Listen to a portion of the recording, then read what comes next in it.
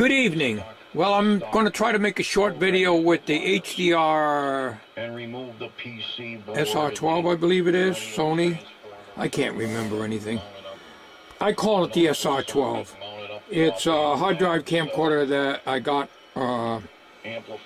last summer, I guess it was, at the Jewett City Flea Market. This is the TV that I got today at Goodwill. I got WVGA on the radio here. We'll turn him down a little bit. He was coming in real strong earlier, about an hour and a half ago. Anyways, this here is, I bought this 2011, I believe it was, Samsung F40 standard definition, pretty lousy quality. But I had that hooked up. I'm charging the battery now. I had that hooked up here. Works very well. But what I'm going to do is to hook this camera up to the TV here and see how it looks. But I wouldn't be able to photograph it with the camera because you'll get video feedback.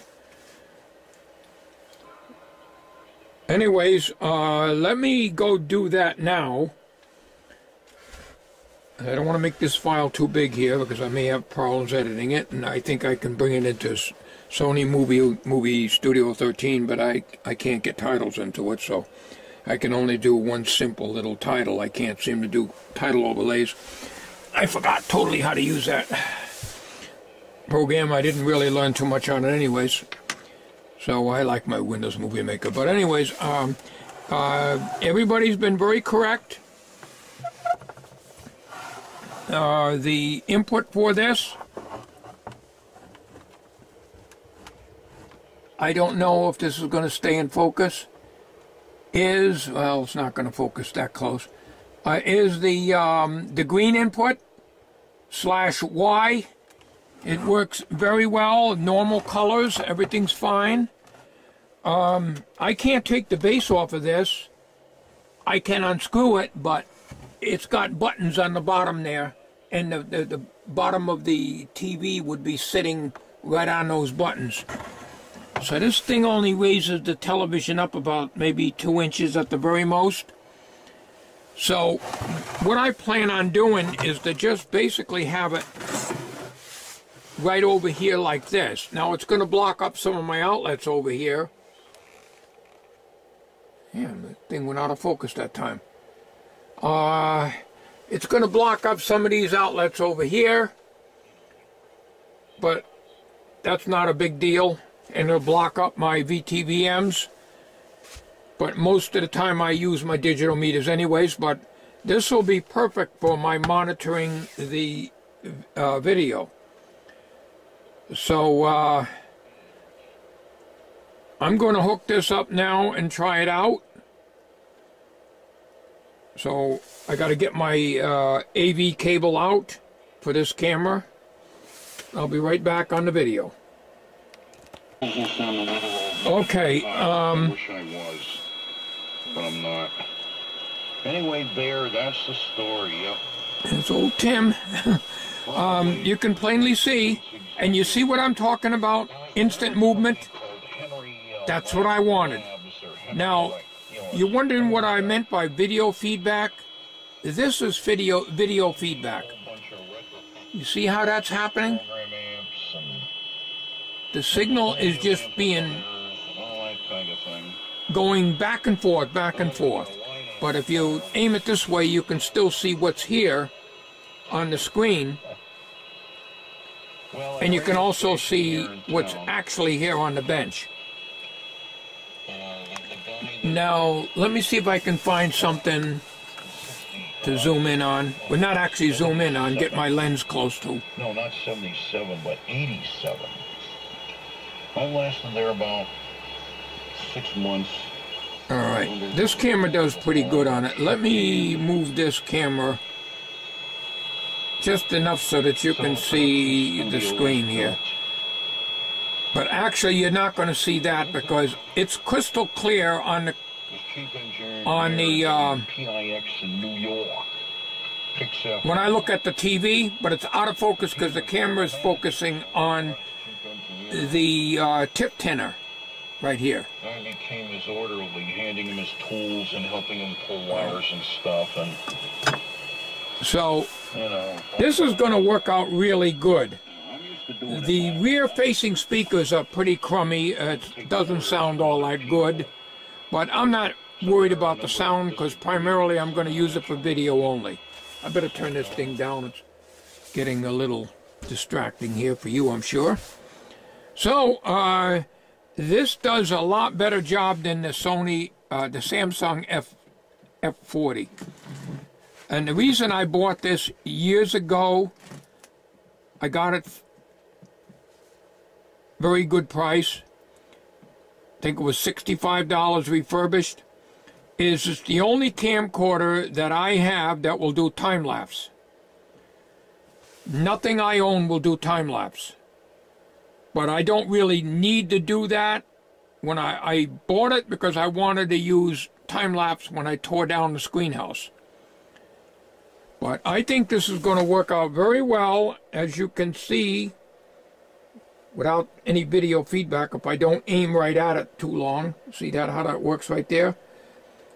I guess I'm not getting too much video feedback right now. Yeah, I'm getting a little bit. You can see multiple images there. See, that's the video feedback. Okay.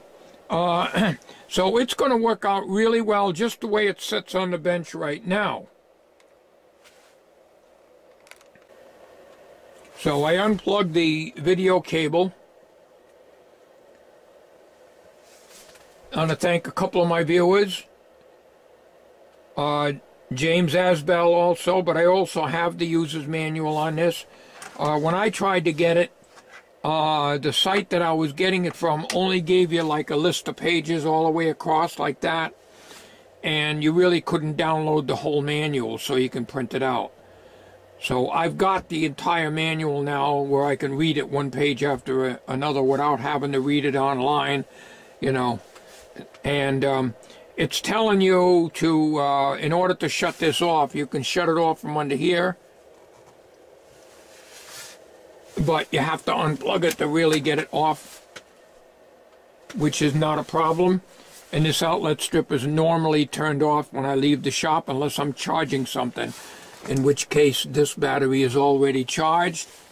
So I can take that off, unplug this, and turn other crap.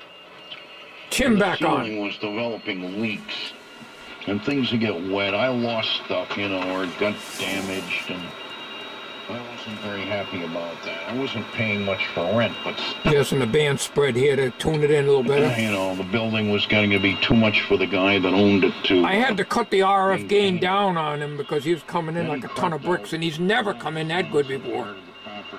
Conditions must be really good tonight. Going to, you know, move his. And I've also got my band switch, my antenna switch up here hooked up. I did that off camera. And I've got it. Let me turn Tim down again.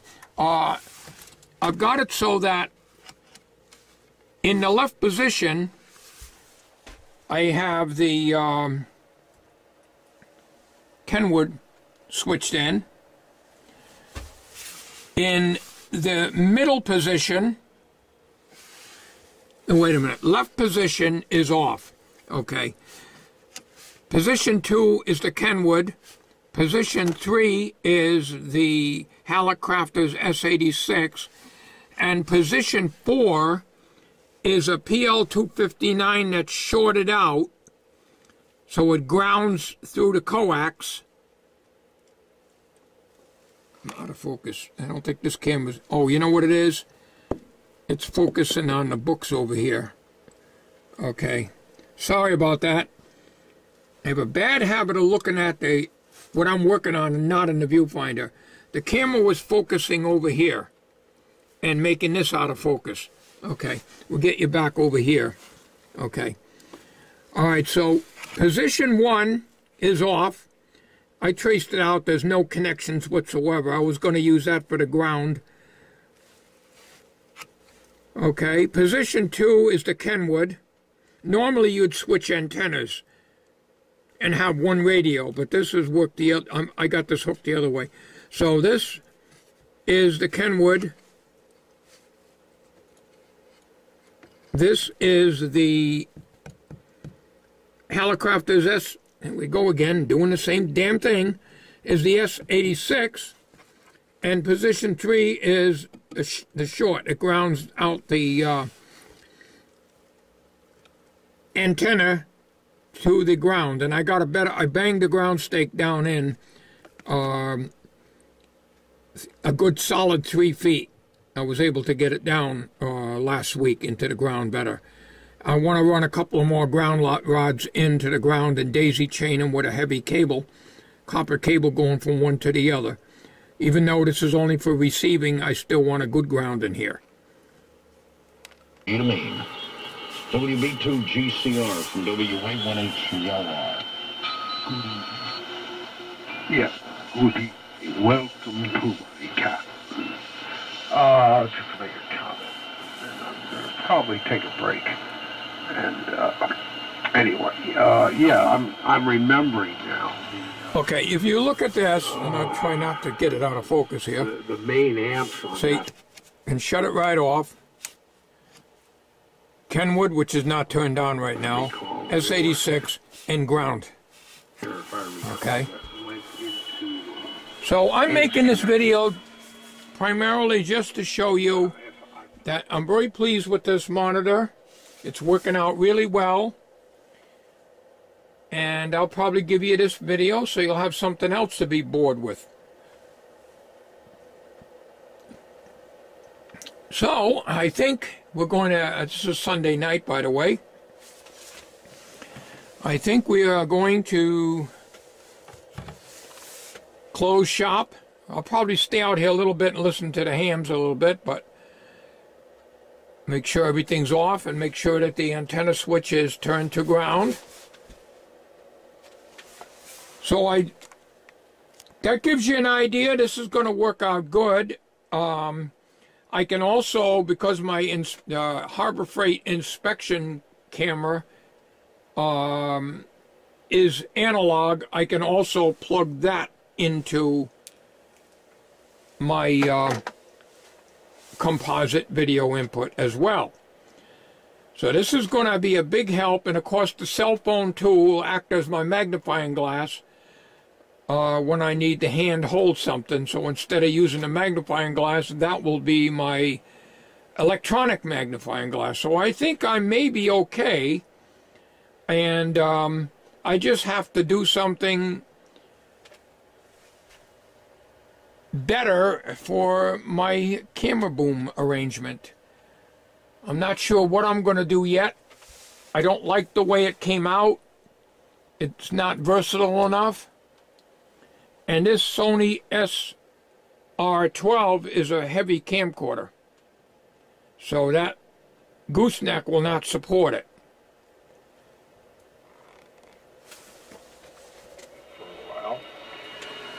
Seeing as how I have talked the Gates Executive Board into the ground, and I'm sorry about what happened. Okay, I'm going to bid you all a good night. I'm going to listen to some 75-meter hams. Well, or I could tell you how to modify them for halfway decent use. Oh, I'd love to do that. I'll bring one down and I'll show you about how to do it, buddy. Okay, I'll try to remember. I have not been able to figure out how to get rid of the high-frequency sibilant distortion. A challenge. What is it? Okay. Thank you. Hi, Dan. I gotta disappear. I gotta do some stuff for a little bit. If you guys are on, I will return. Hey, Bear, the router is in my living room ready to be loaded tonight for Saturday morning for Steve. Saw Steve earlier. He said he will find you. He knows where you put your table. Excellent. All right. Hope you enjoy it. And yeah, I'm getting a computer server ready. I'm going to get a couple of receivers, bring a couple of receivers, and I'm going to bring some stuff up for QIX.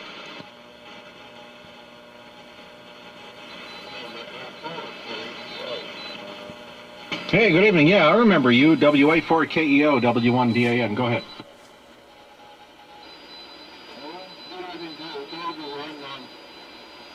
We're working on this 10-word 940, I believe. Now we're going to get 10-word 940. And just put it on now. You know the old saying, people before you can you hear it?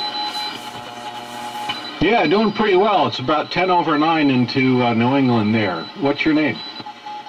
I'm a Pedro. I'm up in the wilderness of Alexander in the northeast backwoods of Maine, over. No, very good, Pedro. I remember the call, but I think I talked to you once or twice before. So 940 is doing okay.